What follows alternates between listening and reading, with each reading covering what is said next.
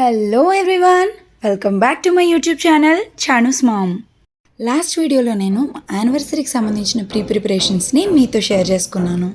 ఈ వీడియోలో నేను యానివర్సరీ కోసం తయారు చేసిన కేక్ ప్రిపరేషన్ని మీతో షేర్ చేసుకోబోతున్నాను. ఫస్ట్ ఆఫ్ ఆల్ ఇంగ్రీడియంట్స్ ఏంటో చూద్దాం.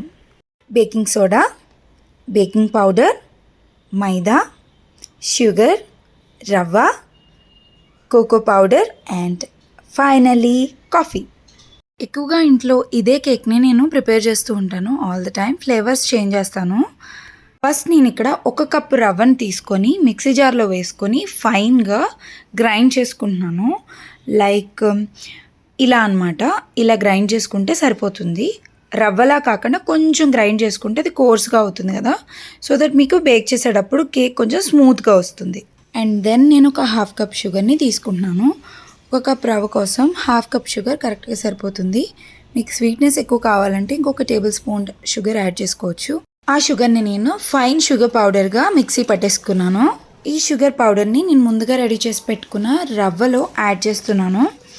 అండ్ దెన్ నేను 2 టేబుల్ స్పూన్స్ ఆఫ్ మైదా తీసుకున్నాను. మన మెయిన్ ఇంగ్రీడియంట్ రవ్వ కాబట్టి మైదా 2 టేబుల్ స్పూన్స్ సరిపోతుంది.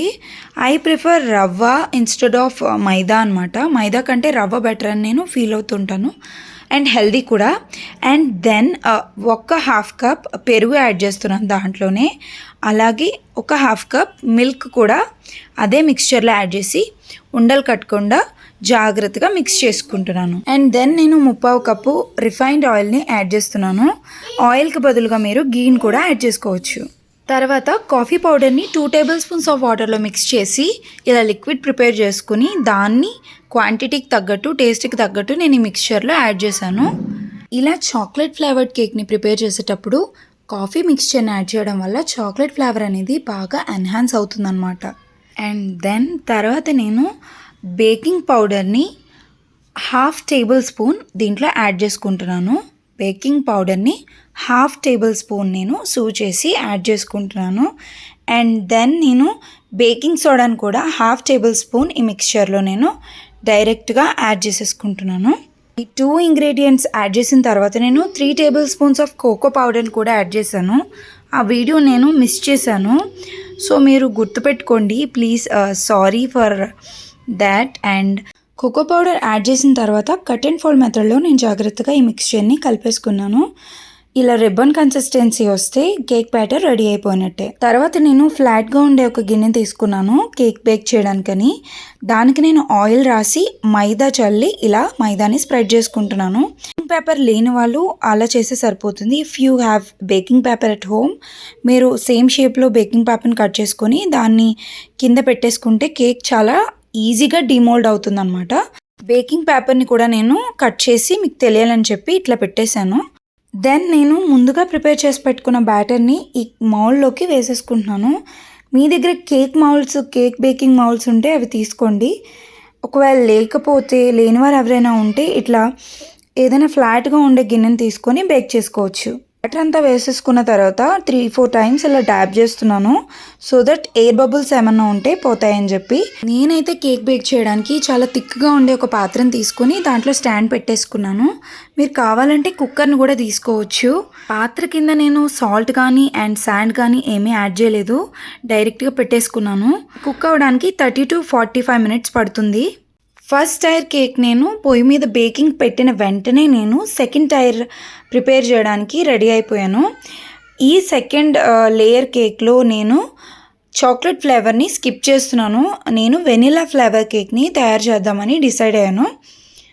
అదే ప్రాసెస్ అండి, కాకపోతే క్వాంటిటీస్ అన్నీ తగ్గించి దానికి తగ్గట్టుగా నేను యాడ్ చేసుకుంటూ వెళ్ళిపోతున్నాను. ఇక్కడ ఫస్ట్ కేక్కి నేను 1 కప్ రవ్వకి 1/2 కప్ షుగర్ వేసుకున్నా కదా, ఇక్కడ నేను 1/2 కప్ రవ్వ తీసుకొని దానికి 1/4 కప్ షుగర్ని యాడ్ చేస్తున్నాను. లైక్ క్వాంటిటీస్ తగ్గించాను అనమాట. నాకు సెకండ్ లేయర్ అనేది చిన్నగా కావాలి, సో దట్ నేను క్వాంటిటీస్ తగ్గించి వేసుకుంటున్నాను. ప్రాసెస్ మాత్రం సేమ్ అదే రిపీట్ చేస్తున్నాను. ఇక్కడ మీరు ముందు ప్రిపేర్ చేసిన కేక్ క్వాంటిటీస్ని బట్టి 2-3 టైమ్స్ కేక్ ప్రిపేర్ చేసుకుంటే తర్వాత మీరు చాలా ఈజీగా ప్రిపేర్ చేసుకోగలుగుతారు. నేను కూడా ఇప్పుడు ప్రో అయిపోయానంటే చాలాసార్లు ప్రిపేర్ చేశాను, సో దట్ నాకు ఇప్పుడు కేక్ బేకింగ్ అంటే చాలా ఈజీ అయిపోయింది అనమాట. ఈ బ్యాటర్లో నేను కోకో పౌడర్ని అండ్ కాఫీ పౌడర్ని స్కిప్ చేశాను. తర్వాత బాగా మిక్స్ చేసుకుని అండ్ దెన్ దీంట్లో బేకింగ్ సోడా యాడ్ చేస్తున్నాను. అక్కడ 1/2 స్పూన్ యాడ్ చేశాను కదా, అదే మర్చిపోయి యాడ్ చేసేపోయాను. ఇక్కడ నేను 1/4 స్పూన్ యాడ్ చేశాను baking soda. And then baking powder కూడా యాడ్ చేస్తున్నాను. 1/4 స్పూన్ కరెక్ట్గా సరిపోతుంది. అండ్ దెన్ నేను ఇక్కడ వెనిలా ఎసెన్స్ని యాడ్ చేస్తున్నాను. చెప్పాను కదా, లైక్ ఈసారి second tyre cake chocolate cake కాకుండా వెనీలా ఫ్లేవర్డ్ కేక్ చేద్దామని చెప్పి డిసైడ్ అయ్యాను. సో కోకో పౌడర్కి బదులుగా నేను వెనీలా ఎసెన్స్ ఒక 3-4 డ్రాప్స్ని ఈ బ్యాటర్లో మిక్స్ చేసుకుంటున్నాను. ఇలా బ్యాటర్ అయితే రెడీ చేసి పెట్టుకున్నాను. ఆల్రెడీ బేక్ అవుతున్న చాక్లెట్ కేక్ని నేను 3-4 టైమ్స్ చెక్ చేయడానికి లిడ్ ఓపెన్ చేసి తీసి చేస్తూనే ఉన్నాను. నా ఎగ్జైట్మెంట్ కంట్రోల్ చేసుకోలేక, మీరు మాత్రం అట్లా చేయకండి, అసలు బేక్ అవ్వదు, రాగానే ఉండిపోతుంది. అండ్ దెన్ నేను నెక్స్ట్ కేక్ని కూడా నేను పెట్టేసుకున్నాను, చూసారు కదా. ఫస్ట్ కేక్ కుక్ అయిన వెంటనే సెకండ్ కేక్ని పెట్టుకున్నాను. అండ్ దెన్ మేము ఫ్రాస్టింగ్ని కూడా మేము ఇంట్లోనే తయారు చేసాము. అదే అండి, కేక్ మీద క్రీమ్ని కూడా మేము ఇంట్లోనే ప్రిపేర్ చేసుకున్నాము. ఇక్కడ చూస్తున్నారు కదా, తిను నా కో సిస్టర్ సత్యశ్రీ. తను నాకు వాళ్ళు చాలా హెల్ప్ చేసింది. అండ్ మేము ఇక్కడ ఇద్దరం కలిసి కేక్ మీద ప్యాటర్న్స్ వేయడానికి నోజల్స్ తీసుకోవడం మర్చిపోయాను. సో ఇక్కడ మేమిద్దరం కలిసి నోజల్స్ని ఇంట్లోనే ప్రిపేర్ చేసేద్దాం కేక్ మీద ప్యాటర్న్స్ వేయడానికి అని చెప్పి కుస్తీ పడుతున్నాం బేకింగ్ పేపర్తో.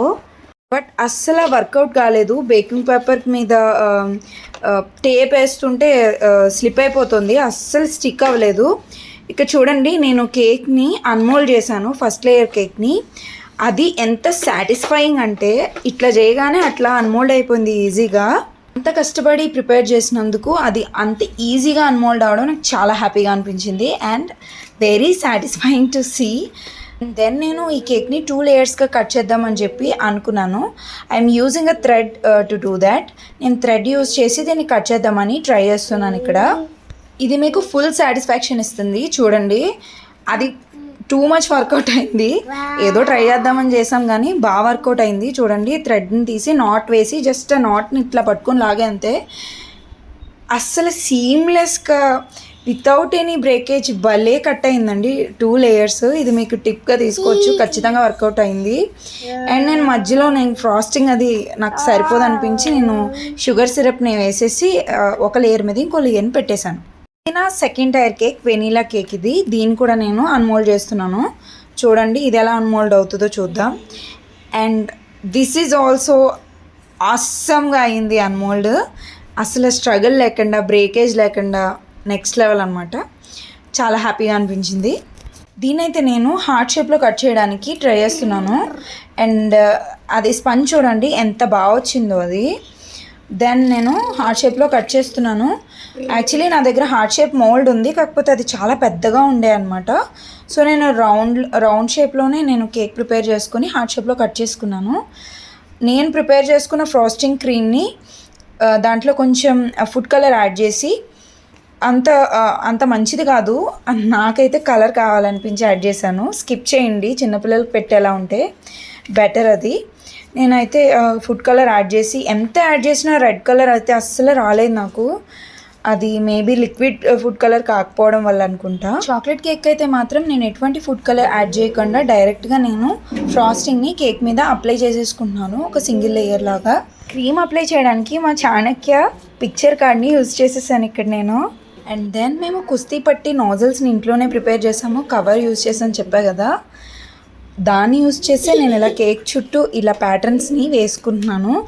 చూడండి, మీకు ఎలా అనిపించిందో చెప్పండి. నేను దీన్ని ఇలా ఉంచుతాననే మీరు అనుకుంటున్నారా? ఖచ్చితంగా ఉంచలేదు, లాస్ట్ వరకు చూస్తే మీకు తెలుస్తుంది నాకు ఒక పట్ట అనేది నచ్చదని.